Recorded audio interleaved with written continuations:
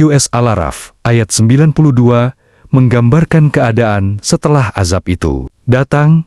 Orang-orang yang mendustakan Nabi Syuaib lenyap seakan-akan mereka tidak pernah tinggal di tempat itu. Bahkan ditegaskan, justru merekalah yang sebenarnya merugi. Secara batin, ayat ini seperti mengajak merenung tentang rapuhnya segala sesuatu yang tidak berakar pada yang abadi. Apa yang dulu terasa kuat, pengaruh, kekuasaan, kebanggaan, bisa hilang tanpa jejak. Dunia sering memberi ilusi permanensi, padahal ia lebih mirip kabut pagi.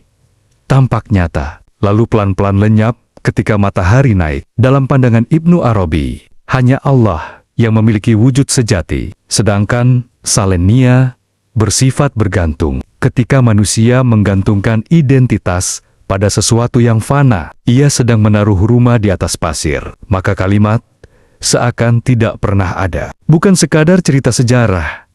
Itu isyarat bahwa keberadaan tanpa kesadaran ilahi tidak meninggalkan makna yang hidup. Ada gagasan halus yang sering muncul dalam tafakur Ibnu Arabi. Bukan lamanya kita hidup yang memberi bobot pada keberadaan, tetapi sejauh mana hati tersambung pada realitas yang tidak pernah sirna. Ayat ini juga membalik ukuran untung rugi. Orang sering mengira rugi itu kehilangan harta, kedudukan, atau pengaruh. Namun dalam kacamata marifat, kerugian terdalam adalah hidup tanpa banner-banner, mengenal sumber kehidupan. Sekarang mendekat ke rasa Al-Halaj yang melihat perjalanan menuju Tuhan sebagai jalan cinta. Dari sudut ini, lenyap punya dua wajah. Yang pertama adalah lenyap karena penolakan. Seperti bayangan yang hilang tanpa pernah tersentuh cahaya. Ini kehilangan yang sunyi, karena hati tidak sempat terbuka. Yang kedua adalah lenyap karena cinta. Lenyapnya ego,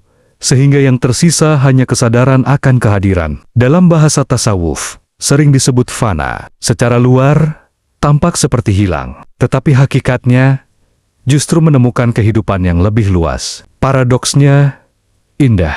Yang melebur karena cinta tidak benar-benar hilang, ia justru menetap dalam makna. Bayangkan, garam yang larut di laut, bentuknya tidak terlihat lagi, tetapi ia hadir di setiap rasa asin air itu. Begitulah jiwa yang telah melepas keakuan. Tidak sibuk terlihat, tetapi keberadaannya menyatu dengan arus kehendak ilahi. Ayat ini juga berbisik tentang pentingnya tazkiyatun nafs. Penyucian jiwa bukan hanya agar selamat di akhirat, tetapi agar hidup kita tidak menjadi seperti tak pernah ada. Dalam arti spiritual, hadir secara fisik, namun tanpa kedalaman makna. Hakikat